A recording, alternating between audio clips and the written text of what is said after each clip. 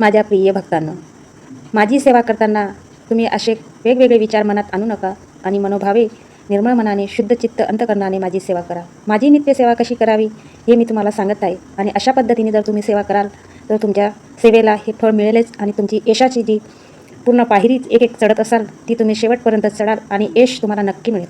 तर बाळांनो, नित्यसेवा करताना अगोदर आपले मन शुद्ध करा, ते मन पवित्र करा, तरच सेवा सुरू करा. तुमचं पवित्र मन असेल तर तुमची सेवा ही फलप्राप्ती होईल आणि माझा भरभरून तुम्हाला आशीर्वाद मिळेल.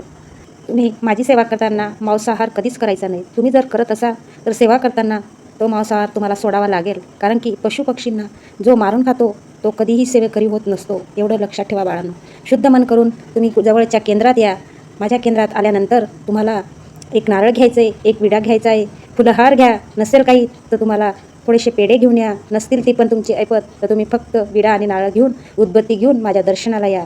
थोडा वेळ शांत चित्ताने मन स्थिर करून मनातले वाईट विचार बाजूला करून द्वेष, लालसा, काही तुमच्या मनात वाईट विचार असतील ते बाजूला सारून एकाग्र मनाने माझ्याकडे बघा आणि तुमच्या मनात जे काही असेल, तुमची इच्छा असेल किंवा तुमच्या मनात जे वादळ सुरू असेल ते मला शुद्ध मनाने सांगा आणि मनोभावे सांगा, कारण की माझा भक्त माझ्याशी कधीच खोटं बोलावं नाही असं मला वाटतं. आणि म्हणून मी स्वामी सेवा करताना तुम्हाला सांगत असतो की सेवा करताना माझा असा आदर करा की मी तुम्हाला कधीच विसरणार नाही.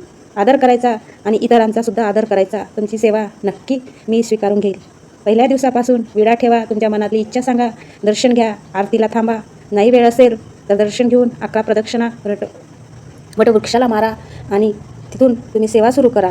एक माळ तुमच्या कुलस्वामिनीची जपण करा आणि नंतर तुम्हाला एक माळ श्री स्वामी समर्थाय नमः अशी मंत्र जाप करून थोडा वेळ तिथे बसा आणि शांत मनाने सगळे विचार बाजूला करून एक ध्यान एक मन करून माझ्याकडे बघत राहा.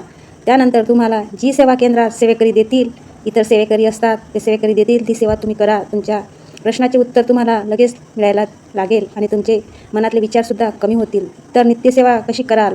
सकाळी उठा, लवकर उठा. ब्रह्ममुहूर्तावर जर उठता आलं तर उठा, नाही उठता आलं तर तुम्ही ज्या वेळेस उठता 7 वाजेला उठा. सूर्यनारायणांना अर्घ्य द्या, शुद्ध मनाने देवपूजा करा, घर पवित्र करा, सडा रांगोळी करा, उंबरठा पूजन करा.